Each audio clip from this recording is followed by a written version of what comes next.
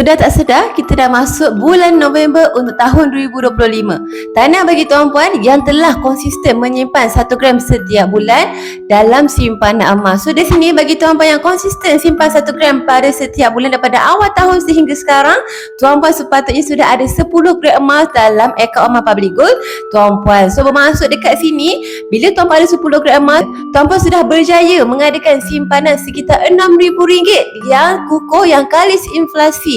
Tahniah saya ucapkan kepada tuan-puan yang berjaya konsisten menyimpan pada setiap bulan. Dan bagi tuan-puan yang baru nak mula menyimpan, selalu simpan tapi bocor ataupun simpan dalam bentuk duit sahaja, ini adalah masa untuk tuan-puan mulakan simpanan emas sebagai simpanan yang kalis bocor, simpanan yang kalis inflasi, sebagai simpanan kecemasan dan simpanan long term tuan-puan semua.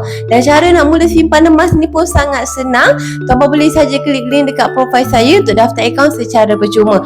Dan simpanan emas ni pun fleksibel, tidak wajib untuk menyimpan setiap bulan, tapi sebaiknya konsisten untuk simpanan emas kita bertambah. Dan yang paling bestnya, kita boleh simpan ikut bajet kita dengan serendah RM100. Ada 100 boleh simpan 100, ada 1 gram boleh simpan 1 gram, ada 1,000 boleh simpan 1,000, ikut kepada bajet yang tuan-puan nak simpan pada bulan tersebut.